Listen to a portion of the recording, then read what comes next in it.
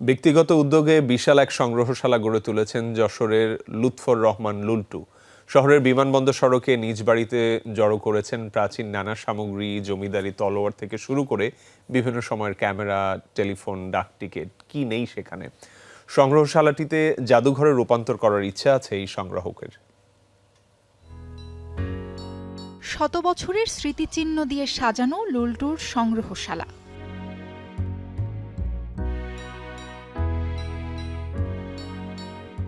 আমার কাছে ক্যামেরা আছে পৃথিবীর বিভিন্ন দেশের প্রায় 100 উপরে, আর টোটাল বিভিন্ন ওই একই কোম্পানি মিলে 200-র উপরে ক্যামেরা আছে। 3 দশকের বেশি সময় ধরে দুর্লভ সব সামগ্রী খুঁজে খুঁজে জড়ো করেছেন এই প্রবীণ। এটা 16 শতাব্দী, 15 শতাব্দীর, এগুলো সব করা 2000 বছর আগের।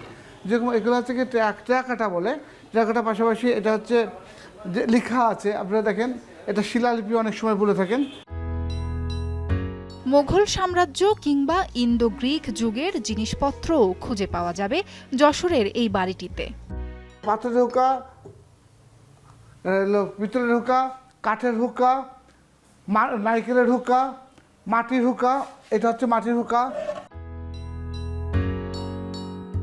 বিভিন্ন প্রজন্মের টেলিফোন, টাইপ মেশিনও বাদ যায়নি লুল্টুর সংগ্রহ থেকে। নারীদের ব্যবহৃত ধাতব গহনা, আছে টেরাকোটার শিল্পকর্ম। টেরাকোটার জিনিসগুলো এগুলো বইতে পড়া, কিন্তু এখানে বাস্তব যে লাইভ দেখা, এই সৌভাগ্যটা আমার হয়েছে এখানে এসে। আমাদের আগামী প্রজন্মকে অতীতের সাথে যে শিক্ষাকে জুড়ে দেওয়া, এই যে কাজটা করছে, এটা আসলে ভাষায় প্রকাশ করা যাবে না। যেগুলো আমরা সচরাচর জাদুঘরে না গেলে দেখতে পাই না, সেগুলো আমার নিজের বাসায় আমার নিজের বাবাই এগুলো সংগ্রহ করে রেখে দিচ্ছে। এগুলো আসলে গর্বের একটা বিষয়। সংগ্রহশালাটিকে জাদুঘরে রূপান্তরের ইচ্ছা শৌখিন সংগ্রাহকের। আধুনিকতার ছোঁয়ায় হারিয়ে যাওয়া ইতিহাস ও ঐতিহ্য তুলে ধরতে চান নতুন প্রজন্মের কাছে। পরবর্তী প্রজন্ম যারা আসবে, আমাদের পূর্বপুরুষরা কি ব্যবহার করত জানতে পারবে না। সেই থেকে শুরু করলাম এন্টিক্স, যা আমাদের পুরাতন যেসব জিনিসপত্র ব্যবহার হতো সেটা সংগ্রহ শুরু করলাম। সে ব্রিটিশ আমলে, তার আগে রাজা বাদশাদেরও ব্যবহার জিনিস অনেক কিছু আমার সংগ্রহে আছে। এ বিষয়ে পরিকল্পনা আছে বলে জানিয়েছেন জেলা প্রশাসক।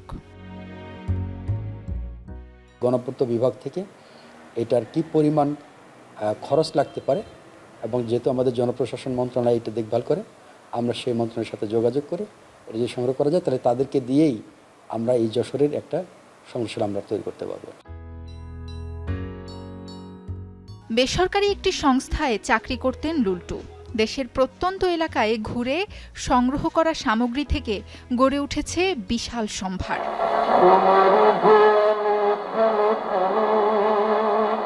সাবরিনা লিজা, যমুনা নিউজ।